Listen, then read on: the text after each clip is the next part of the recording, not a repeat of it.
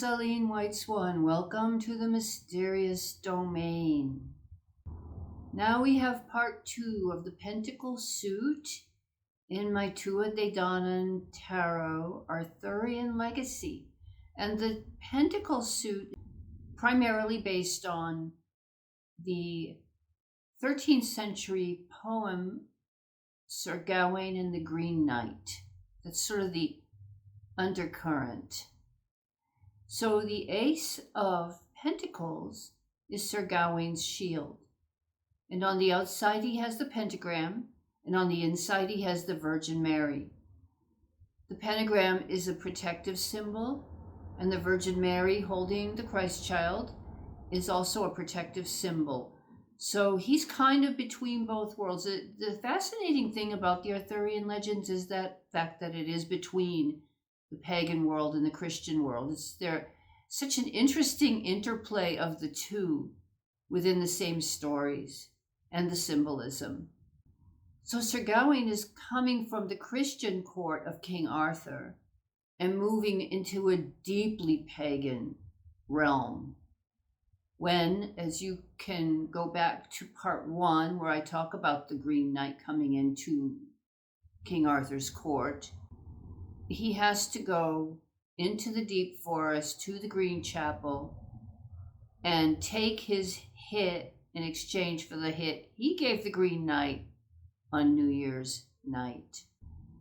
So he carries this shield, and in case he dies, you know, when a soldier would die in battle, they would lay his shield on top of him. So he's got protection from the spirit forces, and then close to his heart on his body is the Virgin Mary and Jesus Christ. This is to get him to heaven, hopefully, right? In the center of Gawain's shield is the emerald of Lucifer, that when Lucifer lost the war of the angels, he was cast down to earth with the other angels who were on his side, and an emerald fell from his diadem into the earth and became, I guess, the Philosopher's Stone, or basically an emblem of the angelic force that's in the earth. Of course, these angels become the demons. But it also, because this deck was given to me and I was instructed by the Tuatha de Danaan that came into my house through portals, they're explaining the pagan world in the British Isles, the Green Isles, as being connected to Lucifer. So there's across the shield, there's a girdle, and the girdle comes from Lady Bertilac, who is really Morgan Le Fay. And I'll get into that story, but it's also green. It's also connected to Venus. Green is the color for Venus. And Venus, the planet, shines very brightly in the sky, and there's a morning star Venus and an evening star Venus. And astrologically, both of those have different effects. But Lucifer is often called the son of the morning star or the evening star.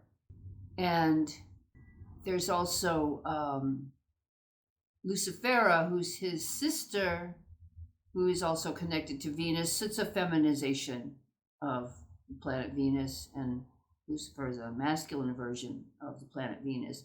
And I guess when you do look at the planets up there, when you can see Venus, it is the brightest planet that we can see from the Earth, other than the sun and the moon, of course. But anyway, that's how that symbolism works. And of course, the pentacles are connected to night and winter and the moonless night, and thus the stars and stones and rock, things like the earth, the ground. And when you enter Faery through the earth element, through the north, you go through a cleft in the rocks and you pass through a thorny hedge. So it's that kind of stuff, right? All the twos in this deck are Tristan and Iseult. And this two of pentacles, we see Iseult. They're doomed lovers because they drank a love potion that was meant for Iseult and her husband, King Mark, but Iseult and Tristan drank it on the way from Ireland to Cornwall. And then they fell in love, and it was this obsessive, passionate, they do or die kind of love affair, a great love.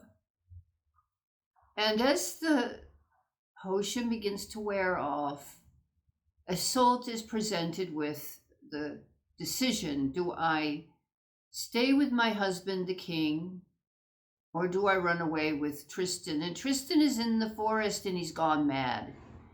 And of course, he becomes a poet because all the madmen in the Celtic tradition or Druidic tradition become poets. Seems to go together.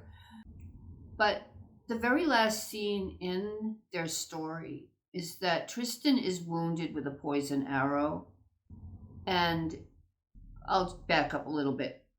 When Iseult decided to stay with King Mark, Tristan married another Iseult called Iseult of the White Hands. So we have Iseult, so the original Iseult became Iseult the Fair, and then Tristan's wife was Iseult of the White Hands.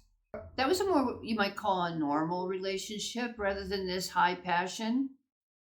And there is that question about children with Iseult of the White Hands. It's stable, it's normal, it's what you might call healthy. But the connection that he has with Iseult the Fair is like of the soul. There's none other. It's fire. It's everything, all consuming. So Tristan is wounded with a poison arrow, and as he's dying, he feels the only person who can help him and heal him is Iseult the Fair. And so he has his servant bring a ring that Iseult had given him, to take it to the castle and give it to Iseult and say, you must come and see Tristan and heal him from his wounds or he's going to die. And of course, Iseult, you can see her here in the Two of Pentacles. She's crying. She's got to make up her mind. She's been in this quandary for a long time about her loyalty to King Mark and her loyalty to Tristan. She has to go to Tristan. But Iseult of the White Hands gets wind of this. And the servant that brings the ring has to bring Iseult to Tristan on a boat. And the plan is that if Iseult is with him, he will raise a white sail on the boat. And if Iseult did not come to see him, to help him, then he will raise a black sail. And Iseult of the White Hands sees the ship coming with the white sail, and she tells Tristan, because she's jealous of Iseult the Fair, she tells him it's a black sail. And so Tristan dies of despair. Iseult the Fair arrives at his side and dies with him. And of course, they're buried, and in the old tradition, they're buried together, and a beautiful rose tree grows out of both their graves and entwines above. And, it's that whole romantic soulmate imagery. And the reason this came as the Two of Pentacles, which is usually much more lightweight sort of card, I suppose. This is a little dramatic for the Two of Pentacles, but it is about that quandary, or that having to juggle one thing against another. And it is earth, so it is about life. It is about earth, the body. Usually it's connected to money. Like, do I have enough money to do this? Am I going to be able to afford that? I don't quite have what I need to get what I need. How am I going to solve my money problem, basically? And this is, of course, related to love. But it is about that uneasy juggling of decision making, weighing one thing against another. Now, the Three of Pentacles ties back to the Celtic tradition because of the harp. It's kind of a nice tradition that harps are also a portal to fairy. You can look through the harp as like a window. It can be a portal. And the great bards all played the harps, and the bards that went back and forth into the other world and came back in sort of a shamanic way, they sang their tails on the harp. So this harper has made his harp and he's offering it to the three fairy queens. And they're offering him the apple. And the apple of Avalon, you know, the apple has the pentacle inside. It's very strongly related to the goddess. In fact, the pentacle on Gawain's shield is related to the goddess. And the Matthews, you know, John and Catelyn Matthews have called Gawain the Knight of the Goddess. Of course, he's got the Virgin Mary and Christ on the inside, the Madonna. So the apple is connected to the power of the feminine, and the nature of the apple tree is beauty, and beauty and poetry, you know, it all goes together. And they offer him these apples. You know, it's always a tricky thing with fairy. You know, if you're a mortal, you don't necessarily want to eat the food that they give you. But that doesn't mean it isn't an honor to be offered these apples in exchange for blessing that harp, or putting their blessing on that harp as he offers his talent and skill to them. And I often see the Three of Pentacles as a creative project, or people working together to build something, you know, and he's built the harp and he's dedicating it to Faery, to the Tuatha de Danaan. Four of Pentacles, we have Merlin and the Lady of the Lake, Nimue or Vivian. There's a story that when Merlin got old, he fell in love with the Lady of the Lake.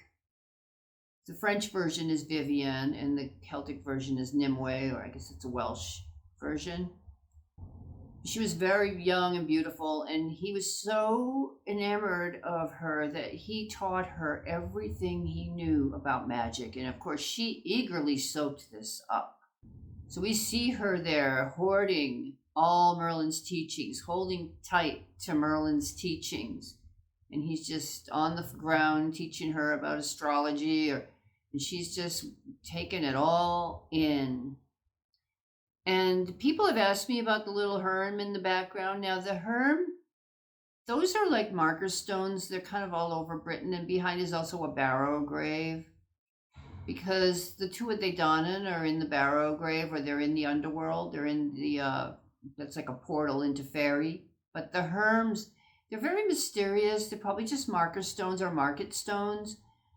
But, you know, you get a sense when they have the faces on them and things that they're called herms. Now Hermes is related to Mercury, who is related to markets, which is why I unromantically think they were marking out spots for people to do public markets, some kind of trade. But they are really cool, so I put that there. Gives a kind of another route into the land. And then, of course, the full moon, you know, there's no moon usually in the Pentacles in the north. But sometimes you just need a little moonlight on the activities, you know. Now, the Five of Pentacles we're back to Tristan and Iseult. And this is actually from the beginning. Before their romance began, King Mark sent Tristan to Ireland to fight a dragon called Morholt, because the Irish were sacrificing their virgins, which is children, right, to the dragon. It was demanding this, and they were doing it. And Tristan was to slay this monster and free the people. Well, Tristan went and he fought the Morholt, and he actually succeeded in slaying it, but in the process he was grievously wounded. And as he's lying there, guess who heals him? This is where he gets the idea that Iseult can heal him. She heals him. She tends to him, she takes care of him. And you see here Iseult taking care of Tristan as he's coming back to life from being almost killed by the monster, you know. And it's snowing outside, and there's a Celtic cross out there. And how that story begins to unfold is that when Tristan is healthy again, he goes back to Cornwall to the king, and he has a golden hair of Iseult on his sleeve. And King Mark sees the hair, and he thinks it's so beautiful that the woman whose hair it is must be the most outstanding, gorgeous woman ever. So he sends Tristan to fetch her and bring her back to Cornwall to be the queen. So that's how that story begins. If you're interested in Tristan and Iseult, this is the book that I had for years. It's The Romance of Tristan and Iseult as retold by Joseph Bédier and translated by Hilaire Belloc. And it's really beautiful the way it's written. It's gorgeous.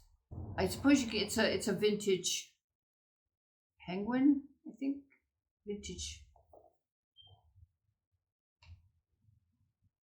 Vintage books. So I remember it's a Random House. Yeah, vintage books. If you are curious, it's really beautifully written, and it has a lot of notes and essays in it as well.